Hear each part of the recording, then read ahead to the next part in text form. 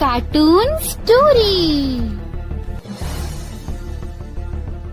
सावित्री की बहू सोना, उसकी जुबान कुछ ज्यादा ही लंबी थी। उसे अंदाजा नहीं था कि किसके सामने कब क्या बोलना है।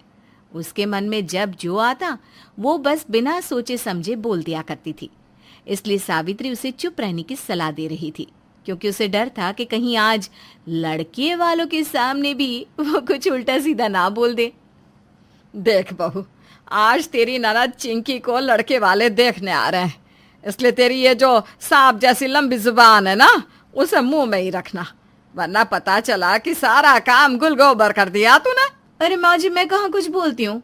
आप देखिएगा, लड़के वालों के सामने मैं चिंकी और आपकी कितनी तारीफ करती हूँ।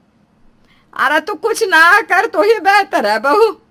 जा चल, अब लड़के वालों के लिए नाश्ता और मिठाई की तैयारी कर दे। अच्छे से सब कुछ बनाना, समझी? ठीक है माँ जी, फिक्र मत कीजिए। सावित्री ने अपनी बहू सोना को समझा दिया था और वो लड़के वालों के लिए सारी तैयारियों में लग भी गई थी। शाम के करीबन 7 बजे लड़के वाले सावित्री के घर आते हैं। आइए आइए, बैठिए बैठिए, आपका स्वागत है हमारे घर में। सब लोग बैठ जाते हैं। सावित्री और उसका बेटा नीरज भी बैठते हैं। अरे सोना बहू, जरा चिंकी को लेके आना यहाँ बाहर। हाँ माँ जी, अभी लाई। चिंकी हाथ में चाय नाश्ता लेकर आती है। सबको चाय नाश्ता दे दे बेटा। लीजिए लीजिए, घर के कामों में बहुत होशियार है हमारी चिंकी। ये सब नाश्ता मिठाइयाँ भी इसी ने बनाई है। इसकी भाभी ने तो बस उसकी थोड़ी सी मदद कर दी है। हाँ हाँ, मैंने समोसे, हलवा और कचौड़ी तो बना भी ली थी जब ये सुबह 11 बजे उठ के आई ना तब। और अभी शाम की चाय आज पहली बार इसने बनाई है। उसमें बिना शक्कर नहीं डाली थी तो मैंने डाल दी। आपको कड़वी नहीं लगेगी अब। पीजिए पीजिए। भगवान, क्या करूं इस लड़की का। बच्ची की पढ़ाई इतनी करती है ना कि घर के कामों के लिए समय ही नहीं मिलता है। बड़ी होशियार है पढ़ाई में हमारी चिंकी। हाँ। अरे कहाँ माँ जी, पढ़ाई में तो इसका दिल ही नहीं लगता। सारा दिन इंस्टाग्राम पर रील्स देखती रहती है। मुश्किल से नकल करके तो कॉलेज की पढ़ाई पूरी की है उसने। इसे तो ना हमेशा से ही बस शादी ही करनी थी। सुना, तुम जाओ, किचन में काम है ना। हाँ, ये बात तो सही है। वैसे भी ना घर का काम तो मैं ही करती हूँ। माँ जी और चिंकी तो बस हुक्म ही चलाती है। जाती हूँ मैं।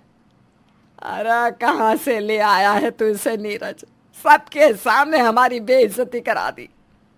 लड़के वालों के सामने सोना की बातों से चिंकी का इंप्रेशन कम हो गया और लड़के वालों ने रिश्ते से मना कर दिया, जिससे सावित्री और चिंकी सोना पर बहुत ज्यादा गुस्सा थी। भाभी, आप चुप नहीं रह सकती थी, क्या जरूरत थी इतना सब बोलने की। अरे मैंने तो कुछ कहा भी नहीं है। मैंने कहा कि तुम 12 बजे से पहले उठती नहीं। मैंने उन्हें ये भी नहीं बताया कि तुम्हें गर्म पानी करने के लिए भी एक और इंसान की मदद की जरूरत पड़ती है। अरे मैंने तो उन्हें ये भी नहीं कहा कि तुम इतनी आलसी हो कि कभी कभी नहाती भी नहीं हो। बोलिए ना माँ जी, मैंने ऐसा कुछ भी कहा क्या? नहीं कहा ना? माँ, तुम ही झेलो अपनी बहू को। कर दिया ना नाराज उसे। देख, अरे क्यों करती है तू ये सब? अरे कोई नहीं माँ जी, अभी कमरे में जाकर पिज्जा मंगवाएगी और सहेलियों से फोन पे बात करेगी ना तो ठीक हो जाएगी। भगवान, क्या करूं मैं तेरा। चल ये सब छोड़, शाम को पड़ोस वाली मंगला के घर जाना है। उसको पोता हुआ है तो दोनों चलेंगे, ठीक है? बच्चे को शगुन भी दे आएंगे। ठीक है माँ जी। शाम को सोना और सावित्री पास वाली मंगला काकी के घर आते हैं, जहाँ 2 और पड़ोस की औरतें भी खड़ी थी। अरे तुम दोनों भी यहाँ हो? हाँ, हमने सोचा हम भी मंगला को पोती की बधाई दे दें और शगुन भी। अच्छा चलो, अच्छा है, सब साथ में ही आ गए।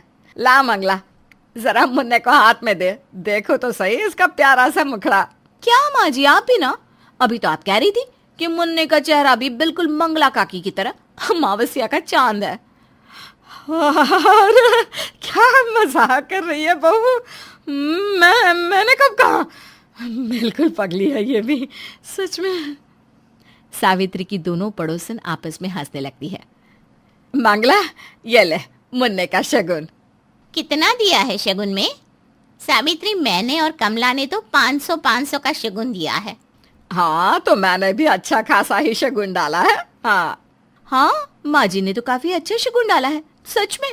कह रही थी मंगला ने मेरे बेटी की शादी में 100 रुपये ही दिए थे, तो उसे भी तो पता चले कि हम खानदानी रईस हैं। सावित्री की दोनों पड़ोसन कमला और गोदावरी हंसने लगती है और मंगला उसे गुस्से से देख रही थी। सत्यानाश हो तेरा बहू। वो वहां से बाहर आ जाती है बहू का हाथ पकड़कर। हाय रे मेरी फूटी किस्मत, जो नीरज ने तुझसे शादी कर ली। जब देखो सबके सामने मेरी नाक कटा देती है। चुप नहीं रह सकती क्या तू?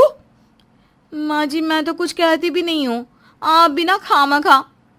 सावित्री सर पर हाथ रख लेती है। सोना के मुंह फट होने के कारण कई बार सावित्री को शर्मिंदा होना पड़ता था, पर सावित्री के लाख समझाने पर भी सोना कहाँ समझने वाली थी। इसीलिए सावित्री ने एक दिन सोना की माँ को घर बुलाया कि वो उसे कुछ समझा सके।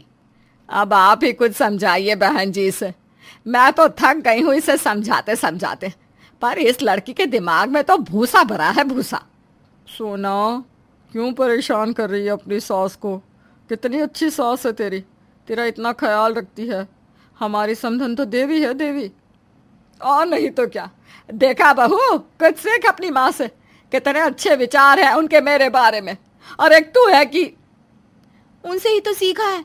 वही तो कहती हैं कि तेरी सास कुछ करती धरती तो है नहीं, बस बैठ के हुक्म चलाती है। ना खुद कुछ करती है, ना ही बेटी को कुछ सिखाया है। दोनों बस पानी में भैंस की तरह बैठी रहती हैं। ये क्या बोले जा रही है तू? सुनो, मैं आपको भैंस लगती हूँ समधन जी? अरे नहीं नहीं, सॉरी सॉरी, भैंस नहीं, मुझसे गलती हो गई बताने में। माँ तो आपको नागिन कहती है, जो हर वक्त बस डसने को तैयार रहती है।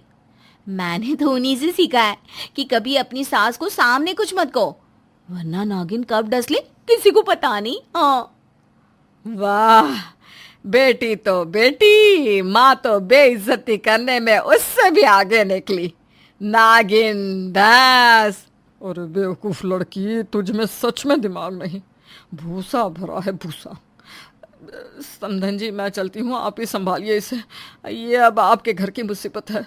और कावेरी वहां से भाग जाती है। हे भगवान, मेरे ही गले पड़नी थी ये मुसीबत। अरे मेरी फूटी किस्मत। सावित्री सर पकड़कर रोती है और माँ जी, ये भी आपके मगरमच्छ के आंसू है ना? सोनू।